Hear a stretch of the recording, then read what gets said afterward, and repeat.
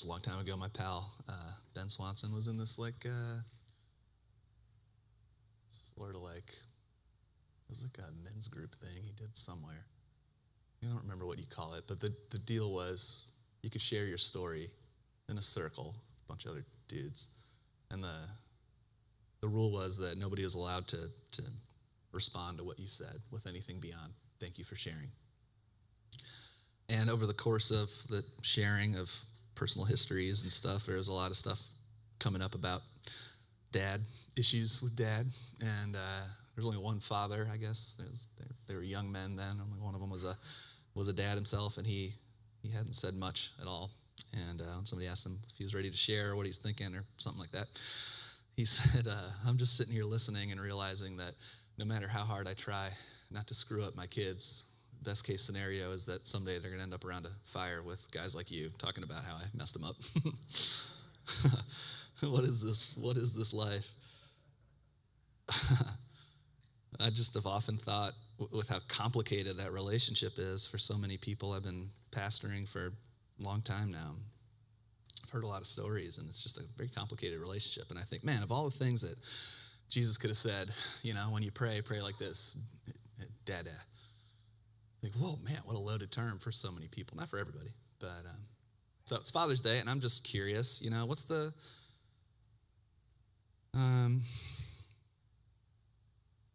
most noble or helpful thing that you've experienced from your own dad or from a father figure in your life? Let's talk about good dads for a minute.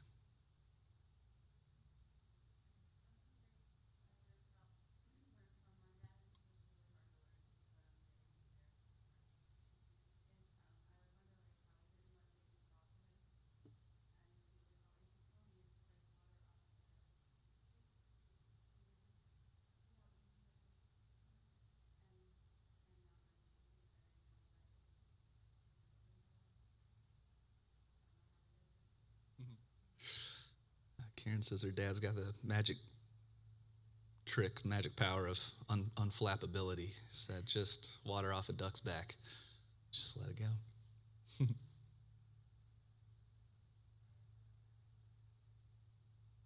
Anything else?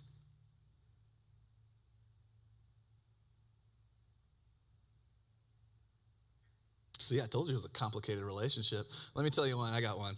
My dad, when I was 19, I was 19 going on 13, and been a little bit behind the whole time. Just helping you guys out with the curve. And Nissan put out this new model of the Frontier, and I had to have it. And so I told my dad, I got to get this Nissan Frontier. And Dad was like, okay, which one? I'm like, this one. He's like, well, that just came out. You shouldn't buy a new car. You should buy a used car, because if you buy a new car, you're going to lose $4,000 just driving off the lot. And I thought, I don't care. That one doesn't look like this one. And Dad was like, well, but if you get that one, you can probably get all these features, You're going to have to get the base model of this one. It's just not a good idea, Bobby. And I had to have it. And so he came with me to the car dealership, negotiated with the people. We left the sales office. I didn't think we were going to get the truck. I was so distraught in the parking lot, and Dad's like, wait for it. And then the sales manager came out and was like, all right, we can do that. And then they're like, all right, let's just run your credit. I was 19 going on 13. I had no credit, so my dad had to co-sign a loan to secure a vehicle that he didn't think it was a good idea for me to purchase. And I drove it off the lot, and I was happy as a clam. I lost $4,000. And about 2 weeks later, I was at this red light and just singing along to NoFX or whatever I was listening to. And bam! Oh gosh, I pull over, I get out. The guy gets out of his car. He's like, I'm sorry, no papers. They deport. I was like, all right, man, see you later. So I just crunched my car up and I just let him go. And then 3 days after that, I went to pick up a friend of mine, and I foolishly parked at a little turnabout thing because I was going into the apartment to get him. When I came back out, somebody had smashed the side of it and driven off. It was just this dent wagon, man. It was 3 weeks old, and it was just ruined. I was like, and you know what my dad never said? I told you so. Never. He helped me make a bad decision, and I feel like there are a few, I just proud of you for that, Dad. And only 6 more payments. Dad will have it paid off, yeah. That's right. It's probably in a, landfill somewhere right now. Good night. Yeah. I had one of my dads tell me that women are like a city bus. Go on. A new one comes along every 5 minutes. Right. And I think what he was trying to say was like, hurt, like sulk, be in pain, but don't be in pain for too long. Because it's getting old. Yes. Yes. Way to. That's what he was trying to say. Yeah, way to work with your dad's.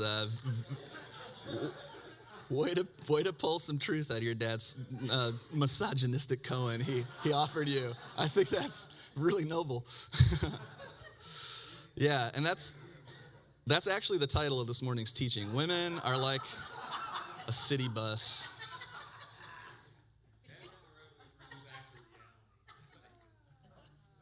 I love it. God bless them. They're trying, they're trying. It's hard. It's a tough gig. All right. Well, Moses was a dad. He was a father of two, and this teaching has nothing to do with that. This is part 9 of our Exodus series. It's called From Constriction to Submission. All right. I would catch you up, but I have done that the last couple weeks, and it's taken 25% of the teaching time. So if you're interested in figuring out where we are, all the stuff's on YouTube. All right, here we go. Then the Lord said to Moses, "Now you'll see what I'll do to Pharaoh. Because of my mighty hand, he will let your people go. Because of my mighty hand, he'll actually drive them out of the country." And God also said this to Moses, "I'm the Lord. I appeared to Abraham, to Isaac, to Jacob as God Almighty. But by my name, the Lord, I did not make myself fully known to them. But I established my covenant with them to give them the land of Canaan," all right, that's the name of the promised land, "where they resided as foreigners. Moreover, I've heard the groaning of the Israelites, whom the Egyptians are enslaving, and I've remembered my covenant, my promise to them. Therefore, say to the Israelites, I'm the Lord, and I'll bring you out from under the yoke of the Egyptians. I'll free you from being slaves to them. I'll redeem you with an outstretched arm and with mighty acts of judgment. I'll take you as my own people, and I'll be your God. Then you'll know that I'm the Lord your God, who brought you out from under the yoke of the Egyptians.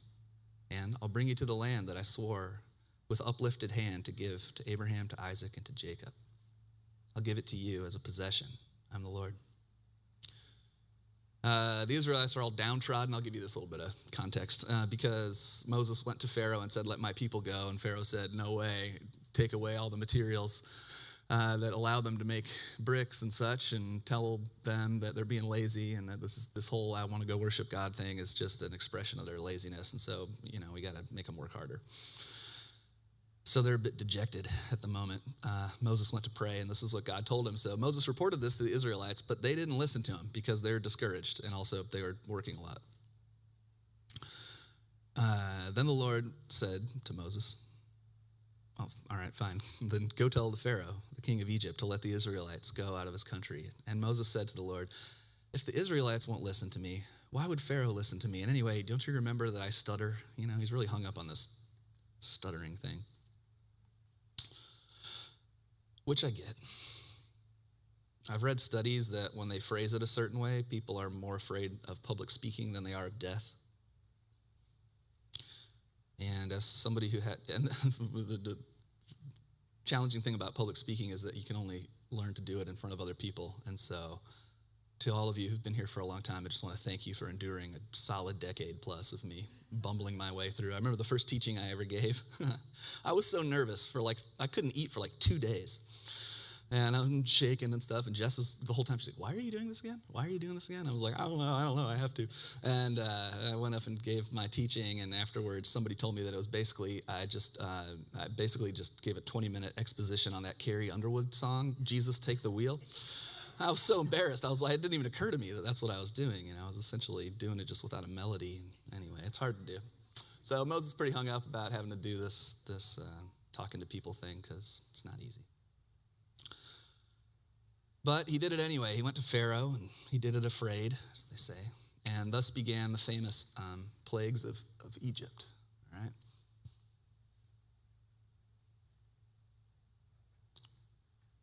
You guys remember these plagues? First of all, Moses and Aaron appear to Pharaoh, and they do that staff into a snake trick that God had taught him earlier. But Pharaoh was unimpressed because he had magicians on his staff that could do the same thing. And so they came out and made their staffs turn into snakes. Then Moses' snake ate all of their snakes. And then he did the grab it by the tail thing, and it turned back into a staff. Pharaoh wasn't impressed enough. So next, the river, the Nile River was turned into blood. Then came a plague of frogs, then a plague of gnats, then a plague of flies, which are different than gnats. I guess they are. What are gnats? Are gnats the things that they bite? Like those little marsh gnats that like get in your beard in April? Oh, God. It would be terrible. Imagine that all year. Oh, and then you get flies. You ever had those death flies? You know, those like giant ones? And then you get, then all the cattle die, the livestock. So that's disrupting some supply chains. And then everybody gets boils. And then comes the hail. And then the locusts. Yeah, it's got. And then the death of all the Egyptians' firstborn children, which is the Passover holiday. This is some heavy stuff, man. And after that, Pharaoh says, get out of here. And so with this, just like God promised, he follows through. When he said to Moses, just in our reading, that I will redeem you with an outstretched arm and with great acts of judgment. So when I'm reading the Bible, I like to just pay attention to what words kind of jump out at me, you know. And I was curious about this outstretched arm thing, and so I looked into it. It's a Hebrew phrase.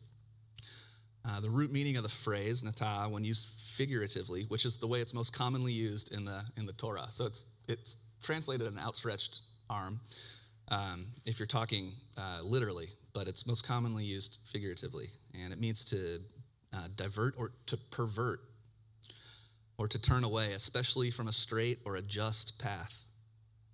It communicates moral and directional ambiguity, even moral distortion. It's paradoxical. It's a strange way for God to be acting.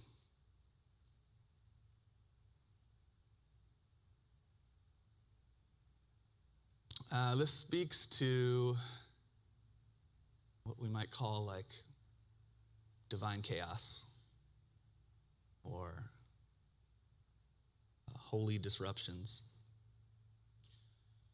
That the arm that stretches to liberate also distorts and overwhelms the powers that be, both the external, the empire-making machines, building stuff out here, and the one where they all come from, which is the little empires that we have in here. And to be saved, it seems, God has to disrupt us. This is a treasured quote by Carl Jung. He said, God is the name by which I designate all things which cross my path violently and recklessly, all things which alter my plans and my intentions and change the course of my life, whether I later judge that to be for better or for worse. The name I call for when life explodes, what I call that moment, is God. That's pretty far out, man. That's not how I grew up thinking. It's not really how I want to think. I grew up in church, you know, and I don't know I can't tell how this stuff sinks in, because I don't remember very many sermons.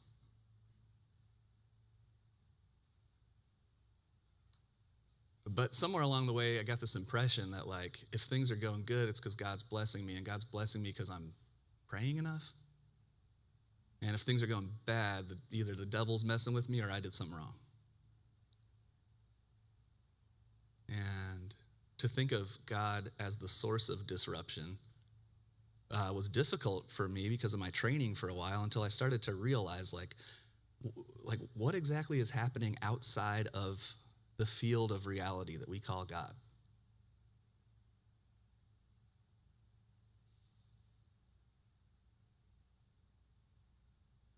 There's just this one thing happening, and sometimes we like it, and other times we don't. And most of the time, it doesn't care how we feel about it.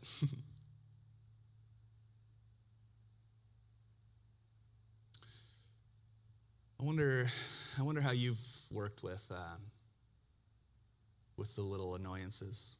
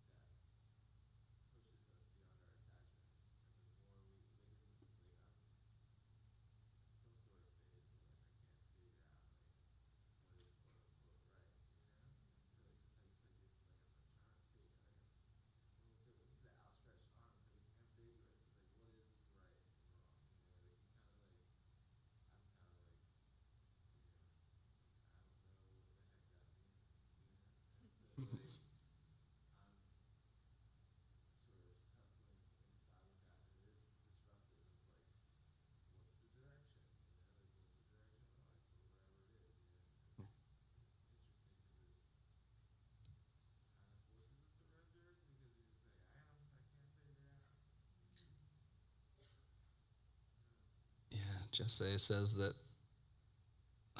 life has become complex enough, or at least becoming more and more aware of the complexity, that the old answers don't work quite so well, and the like black and white sort of, this is good, this is bad, it's just not, everything gets kind of squishy, fuzzy. And yeah, I just feel like regular Christian, here's the thing that confuses me about Christianity. Christianity's logo is a cross, which is like having an electric chair for your religion's logo, you know? Like the other religions got like lotus flowers and pretty things like that. We've got an instrument of torture that we wear around our neck. And I just feel like if anything or anyone or anybody ought to be prepared to navigate life's sufferings, like maybe Christianity should be preparing us for that. Like if we just take Jesus at his word, who didn't say, you know, here, hold this, I'm going to go take care of everything. And then it'll be smooth sailing. He said, pick up your cross and follow me. This is what life is. Life is struggle until we learn to stop struggling. The way we stop struggling is by accepting even the things we don't really want to accept. Because it's here, because it's allowed to be here. And there's only one allower in this whole game. Well, there's one, and then there's 8 billion of us that can join in that pattern, or we can resist. And, you know, there's that saying, like, pain is inevitable, that suffering is optional. Because the suffering, if we look closely at it, the suffering, pain's going to happen. But what we do with the pain can either intensify the suffering, and that usually comes by rejecting it, or trying to fix it, or trying to understand it, or trying to get to the bottom of it, or trying to get somebody else to take care of it, and then we turn into a victim, and we can't believe this is happening to me, and then we think, you know, this whole, the stories. That's suffering. Pain happens, and I mean, none of us like it. It hurts. Yeah.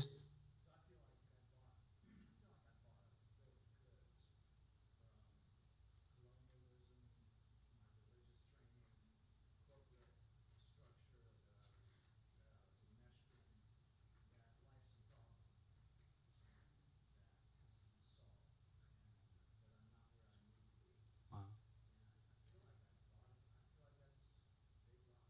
Hmm.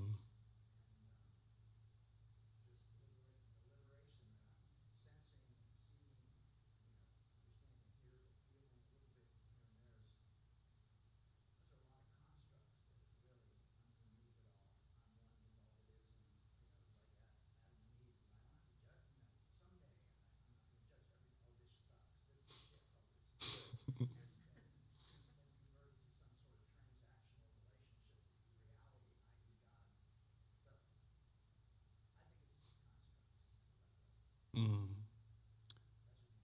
That's okay. Thank you.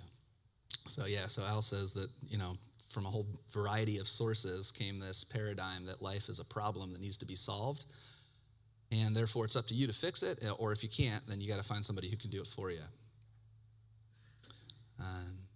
And maybe this isn't true.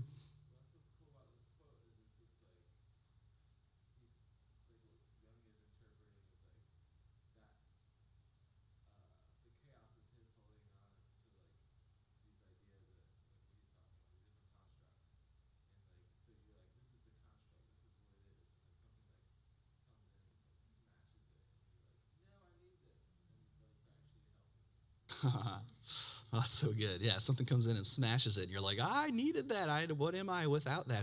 How many times have you done that? I've done that more times than I would have liked to over the last 10 years. Like, I can't lose that. That's who I am. And yeah, exactly.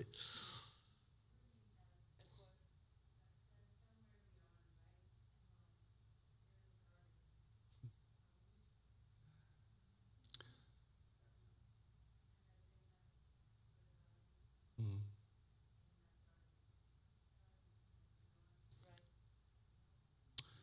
Somewhere beyond right and wrong, there is a field. I'll meet you there. When the body lies down in that grass, words like you, me, don't even make any sense.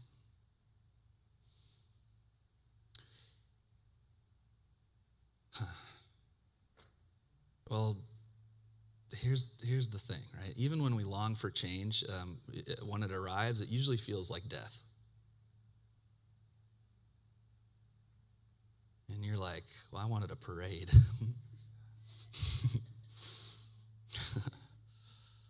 And if you think about this story, it's like the plagues, they weren't just like targeted military strikes. They were cosmic tremors, and they broke apart the whole system. Like, even if the Israelite district was spared from some of the direct effects, the environment, the supply chains, the climate, the social fabric, they had to watch their neighbors suffer. You know, they were probably friends with some of these people. Like, this is a mess. They just made a whole big mess. When the structures of oppression finally shake, even those of us who are longing for freedom become incredibly disoriented. And it's hard not to feel like that's just what's happening at the moment, does it not? I kind of feel like we've pushed the American dream to the edge. And it just feels like there's a reckoning. And part of me is like, thank God, you know what I mean? Like, but then you think, well, I mean, the French Revolution, you know, it's like eat the rich. And I'm like, I don't know that I want my kids growing up in this. But we know that we need change, and it just seems like the story says, it's like God says he'll harden Pharaoh's heart, which is just because God's generous, you know. Like, eventually God, like my dad, will give you what you're asking for, even if it's a bad idea. And when we come to that place as a culture, which we seem to be right now, it's hard to imagine a way out that doesn't involve locusts and boils and stuff. And I like being comfortable. I'm not looking forward to that, but also we cry out for liberation, but when the systems fall apart, we wonder, like the Israelites, you know, when they finally got out of Egypt, they're out in the wilderness, and they're having to eat this stuff called manna, which didn't taste very good, and manna actually means, what is it? So it's a question, so it should be pronounced manna, and they're like, this stuff stinks, and also, if you try to save it up for tomorrow, it rots immediately, so there's like no way to restart my 401k that I lost when I left Egypt. And I'm just moment to moment, day to day.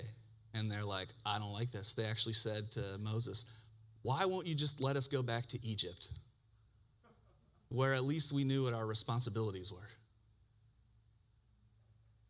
You know, we rage against the machine, and then the machine falls apart, and we're like, uh-oh. Who's going to tell me what to do? Who's going to tell me I'm safe?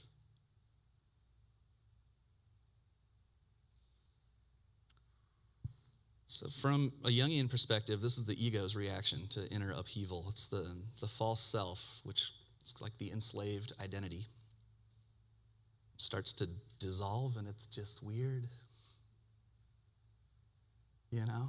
It'd be nice if God would like introduce you to your true self first, and you'd be like, oh, this guy's pretty sweet. All right, man, you take it from here.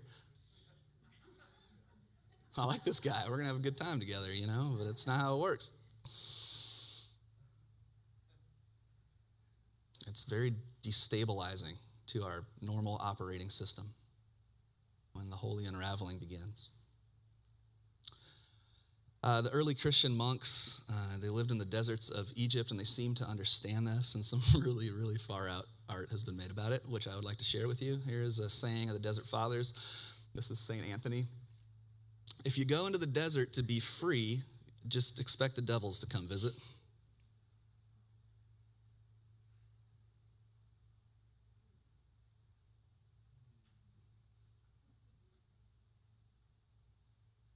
Sometimes we say, like, I'm kind of discouraged by my prayer life, so I quit.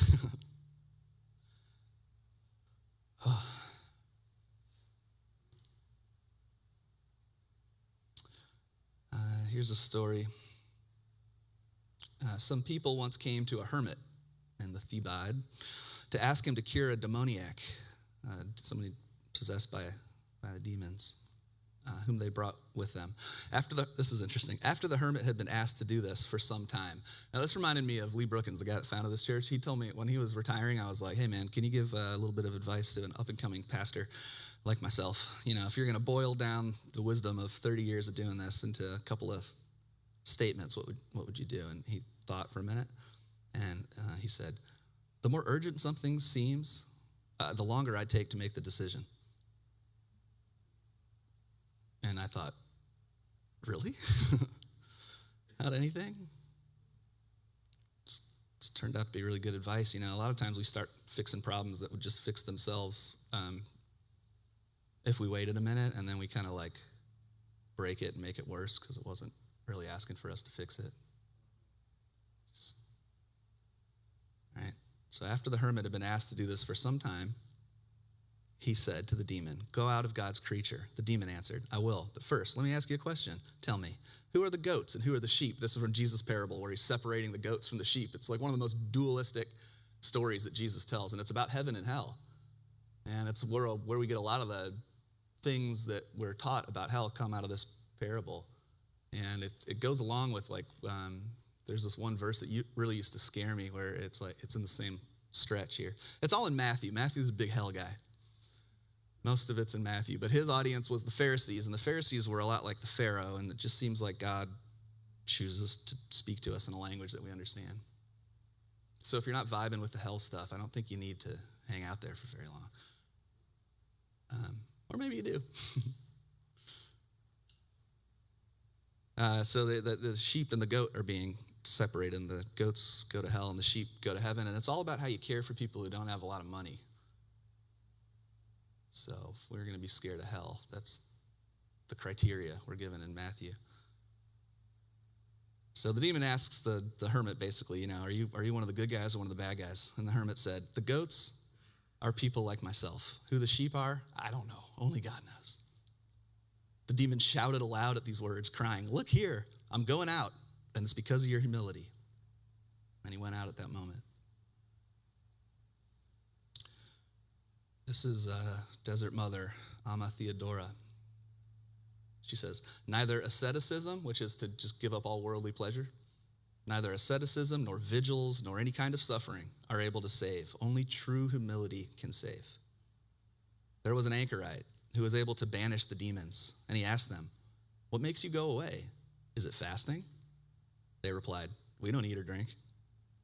Is it vigils? They replied, we don't sleep. Is it separation from the world? We live in the deserts, they said. What power sends you away then? They said, nothing can overcome us except for humility. Do you see how humility is victorious over the demons? We're saved by our suspension of judgment. We experience salvation when we suspend judgment. This is another word for humility. Here's a bonus Desert Father story. One time, a novice came to a spiritual master and said to him, hold on, let me get straight. The master asks the novice, tell me, young one, what do you suppose you need to achieve enlightenment, to experience salvation?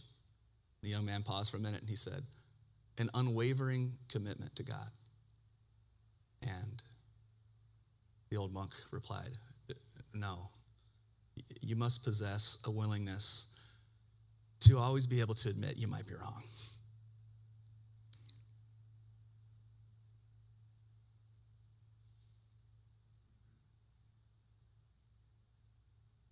Freedom begins in shaking, and we don't like the shaking, and so we judge it. We don't like it because God doesn't just shake the chains off, usually. God shakes the whole system that allowed slavery to exist, including the fears and the attachments inside of us. You know that word apocalypse? Apocalypse now, the end of the world. You know what it means? It's a Greek word. It just means like to pull the veil back. This is all it means.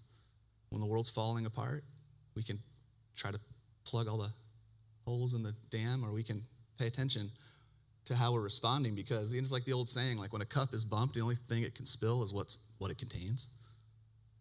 So you can get mad that your cup keeps getting bumped, or you can start figuring out if you really want to be carrying around that particular beverage. It's harder work. It's much harder work. And we have to be nice to ourselves, because it takes a long time to stop fixing our scenarios and fixing our spouses and fixing our children and cutting that person off because they're no good, and start paying attention to, why am I responding like this? Something's being revealed in me. This is an opportunity for deeper surrender. And the thing about surrender is, as far as I can tell, it just keeps happening. I'm waiting to hit the ground floor, but keeps being trapdoors. This is from Hebrews. This is Hebrews 12. Once more, God's going to shake not only the earth, but also the heavens, all the structures. This shaking indicates the removal of things that are shakeable, in order that things that can't be shaken, we might be able to see them. So maybe we ought to be grateful for the shaking, because what we find in it is a kingdom that can't be shaken. And the kingdom of heaven is within you.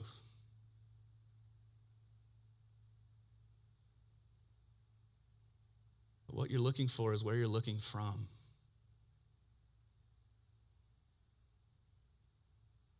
And often the harder we search for God, the more distance we create in our mind.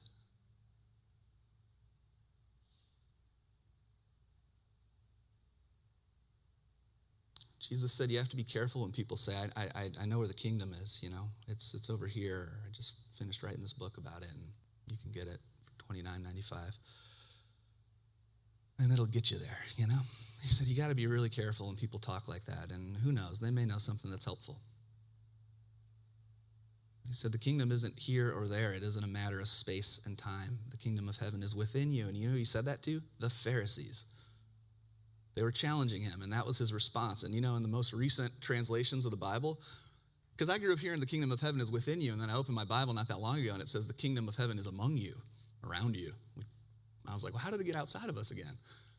And I mean, it's there too, but this is my theory. I don't know if it's true or not, but I just thought, well, if he's talking to the Pharisees, I think somewhere along the way we were like, no, those are the bad guys. The kingdom, this must be a misprint, but the word is E-N. It can only be translated as within. I don't know how it became among. Kind of threatened by the fact that the kingdom is everywhere and in everyone, and that we all carry the divine image and likeness of God. I went to this interfaith meeting one time, and I don't remember most of it, because it's just a bunch of religious people talking, and I want to be the one doing the talking. You know, just kidding. I don't know why I didn't really remember it that well. But I do remember this one rabbi guy stood up and he said, the basis for all conversation in the Hebrew imagination is B'Tselem Elohim, which means image and likeness. It means every one of us carry the divine imprint and the presence of God. That's where the conversation begins. And that really changed the dynamics in the room.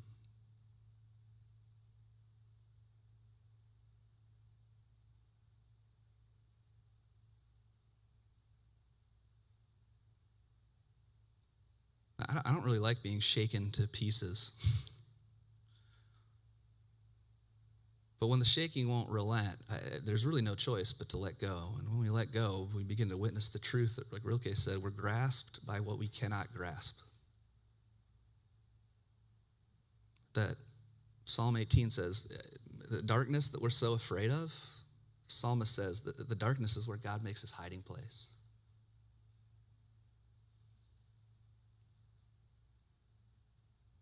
This means that the felt presence of God and the felt absence of God are both just feelings.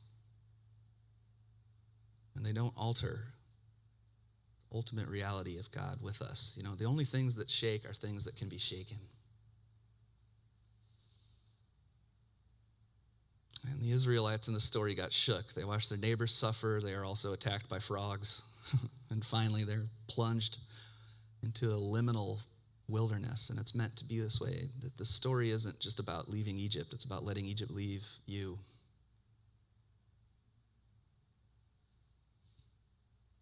So that we can finally live in the promised land. So all right, should we pause there? What do you guys hear?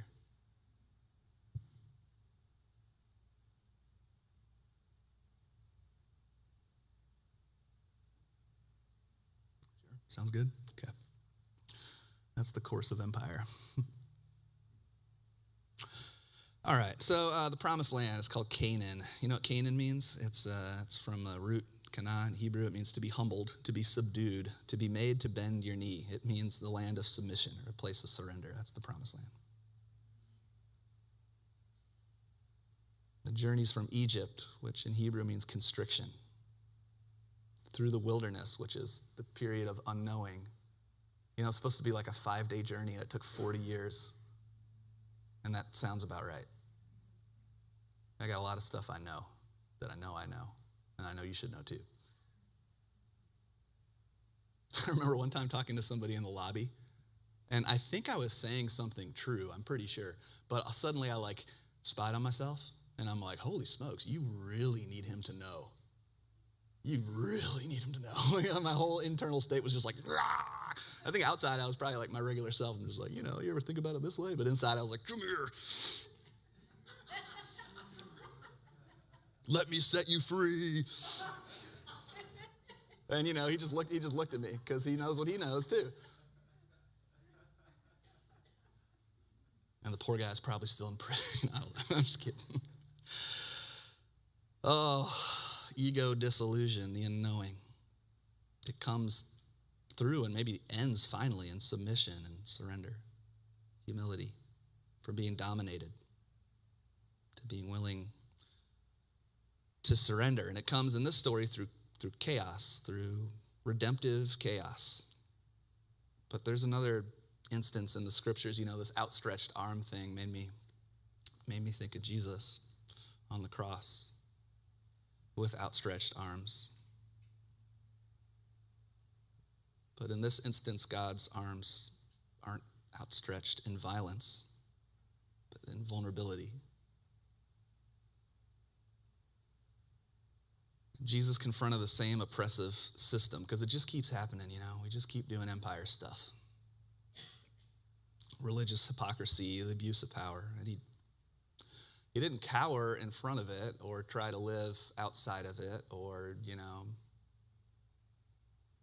sometimes he did. Render to Caesar what's Caesar's. A lot of stuff he just dodged.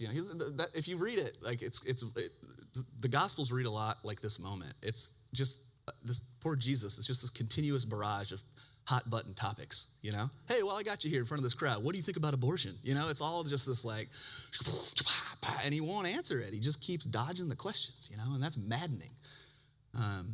And liberating. My gosh, there are significantly more important things to talk about, and beyond that is you ever hang out with somebody that you just don't need, you can just love each other without talking, and how wonderful that feels.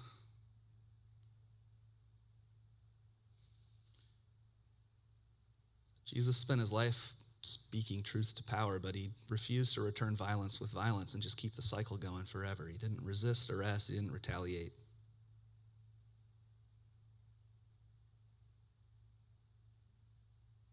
And even in his dying breath, he didn't see hatred or anger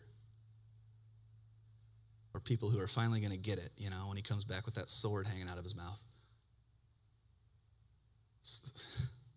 He says, forgive them. It's ignorance.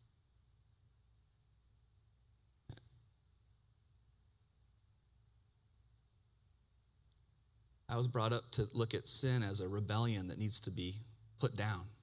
And then anytime I was wronged, I would just think that but it's a wound. It's a wound. Sin is a wound. It's what grows from the soil of feeling separate from. The word sin in Greek is hamartia, which means not apart. It's a wound that needs to be healed, and it's healed through acceptance. retaliation. And the thing is, like I've heard somebody say before, if we want to do the stuff that Jesus did, we got to see the way that Jesus saw. And Jesus wasn't trying to get to a promised land. He was already living in it. And he was broke, and none of his disciples seemed to understand what he was saying, and the crowds pressed in on him from every angle to where he would collapse and have to go hide. This is not an easy life.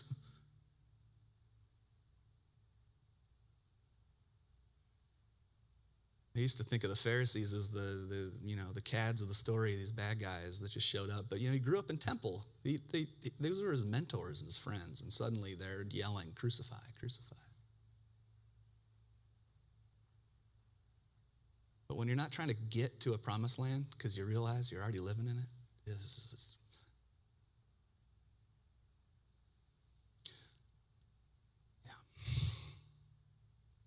just close with this little thought from Richard Rohr. It's marginally connected to what we're saying. I think it's important to say, though. Richard Rohr wrote, Jesus didn't come to change God's mind about us because God's mind really doesn't need changing. Jesus came to change our mind about God, and through that, about ourselves.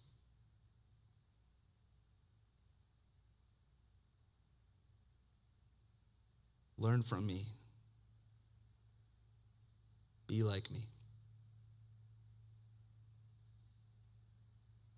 Jesus prayed, may they come to know that they are one as we are one, that I am in them, and that you are in me.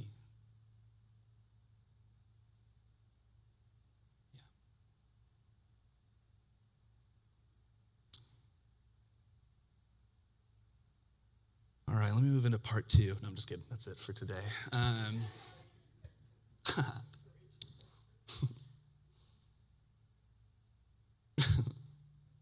Every now and then I would get feedback about teachings from people. One guy told me, you're kind of an acquired taste, which I thought was cool. And somebody else told me, you probably could have made that like 4 sermons. So anyway, if I just gave you 4, my apologies. But we got 2 minutes. We'll open up the Eucharist here. Anybody who'd like can come and receive. And Al, if you got another tune, if you don't mind. But we'll officially dismiss here. You're welcome to hang out for as long as you'd like. Of course, when you go, do so in the peace of our Lord. And thanks for being here. Love you guys. See you around.